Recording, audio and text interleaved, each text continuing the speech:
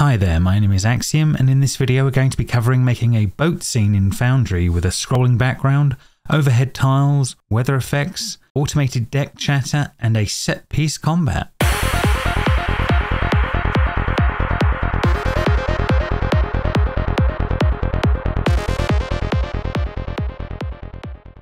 So first of all, a quick overview of what we're going to build.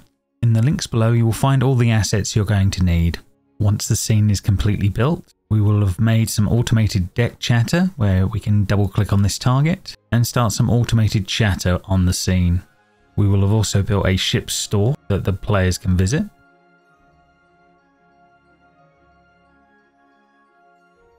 And we would have also set up a set piece attack by Mero.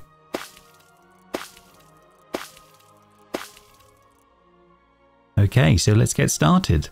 First thing we're going to do is go over to the scenes directory and create a new scene. In the grid section, I'm going to set it to 2700 by 1700 pixels.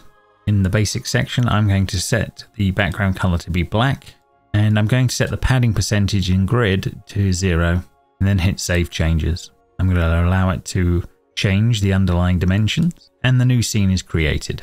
All the images in the links below I'll set up for this grid size and will not need any scaling. Now we're going to add our first tile. I'm going to use the tile browser, and once I'm in here you need to navigate to the file where you place the art assets. Once you've navigated to the correct folder, I like to go to the tiles view so I can see them visually, and because we're in tile browser now I can just drag out the first of the images, which is going to be the sea background, and it will come in at scale. I'm then going to close this. And then I'm going to set this up in the scene so it fills the space. I've made this graphic tileable so it will actually scroll without any seams, which is perfect for what we're going to do next. So we need to convert this to be a parallaxia tile. That's the thing that's allowing for an animated background. If I right hand click on the tile, there's this little waterfall icon. I'm going to go click that to make parallaxia tile. And as we can see, it automatically starts scrolling. It's just scrolling in the wrong direction for what we need for our scene. I'm going to go to the parallaxia tab here, and we can see under texture parameters here, the offset is actually at -50 and it's traveling in the wrong direction to what we need. So I'm going to just change that to be a +50 number and then just hit save. And we can see now that that seems to be moving in the right direction. If this did not feel fast enough, I could go back into the tile and I could increase this off so that once that tile is set up, I'm going to lock it into position up here so that it doesn't move. And then I'm going to go back into the tile browser. I'm now going to grab the base ship and drag that into the scene. And then if I place that correctly into the scene, that should be good. So now we've got the base of the ship. We have our scrolling background. We just need to have the overhead tiles for the sails. Again, back into the tile browser. I'm going to bring sail 1 and sail 2, dragging them into the scene. And then holding the shift button as I move them, I'm going to place them over the masts in the correct spots. As these are overhead tiles, I like these to be slightly transparent, even to start with. For that, I'm going back into the tile properties, going to double click it. And I'm going to set it about 2/3 how visible it is. Next, I will then go in and I'm going to make them both overhead tiles. I'm going to allow it to fade the entire tile, and I want it to fade it to about 2/3. So now they look very, very transparent. But if I was to bring in an NPC or a PC and I click on them here, we can see that these overhead tiles showing up well, but have some transparency to them. However, if the character token does move underneath them, they will become far, far more transparent as needed. I then make sure all of these tiles are then locked into position so they don't accidentally get moved. And the last part of setting up this scene, we're going to do the weather effects. This is all done through FX Master. If I go and click on the Edit Effects controls, under here there is an option for weather effects. And in this case, I'm going to go down for weather and I'm going to find clouds. If you hit save, the clouds will start to appear. This helps just to work out what direction they'll be coming from. I can see that they're coming in from the top, and it says the direction is 90. I'm going to change this to be on 0 so that I believe it will be in line with the movement of my scene. I will hit save, and the new clouds will be moving in the correct direction. You can, of course, increase the lifetime, the density, and the speed. I tend to lighten up on the density a bit, but that should all be good. And now our scene is ready for the next steps. Next, I have populated the scene with my players and NPCs. I want to set up that on a double click of the target next to deck chatter here, it will start making the NPCs on board the ship start to talk amongst themselves. How this is done is obviously with Monk's active tiles. So under the triggers section here, we can see it's active, has a 100% chance to trigger. And then I've basically made up a bunch of chat messages with a few seconds wait in between them. And these are all set up exactly the same way, just with different text. If I go in here and edit one of these actions just to have a quick look at what's going on. So I've got the actual text he will say.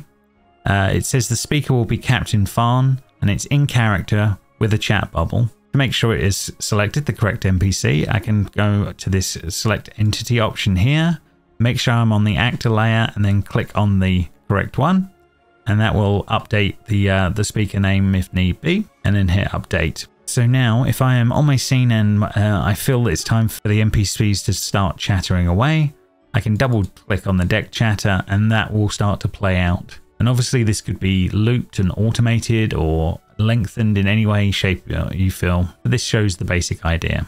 Next, at the back of the ship here, I've made a quartermaster token. And above her head, I've made a little hanging sign tile here. And if any of my players double click on this, a dialog comes up of asking if they want to actually look at the ship's stores. If they hit yes, it will actually go through to the ship's store so they can start looking at what they want to purchase.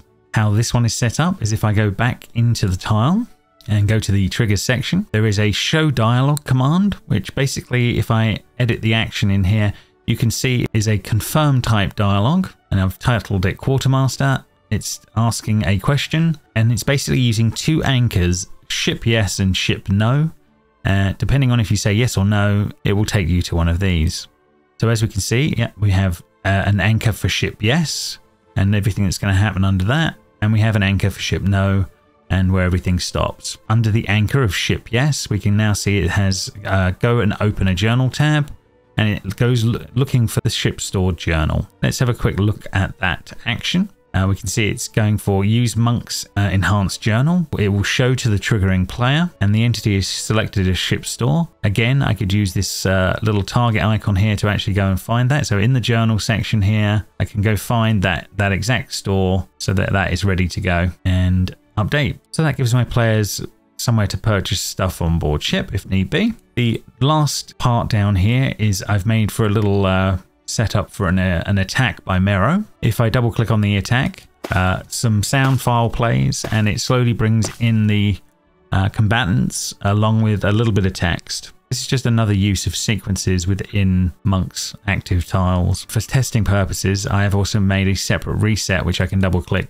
just to re-hide all of the tokens. Let's have another look at this attack tile again. Under the trigger section here, we can see that I've made it play a sound file as the first thing. The link to that is in the description below. I've then gone through and made it show each of the tokens one by one and made it play a chat message at one point. So if I go in here and look in one of these showing token options here, so if I go and edit the action, we can see it, the action with a show hide action, and I had to select the correct entity that I wanted it to show hide. And in this case, I was going for the option of show, and I wanted it to have a little bit of a fade in, so I gave it 1 second of fade. And that's everything in this basic combat setup I've made. This could be far more automated if need be. One last note here is that all of these buttons, etc. and text that I've made out here, I've obviously had to set all of these to be invisible so they won't be seen by any of my players.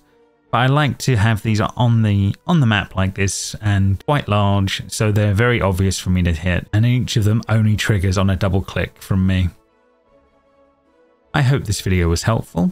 Thank you again for listening, and please like and subscribe for more content.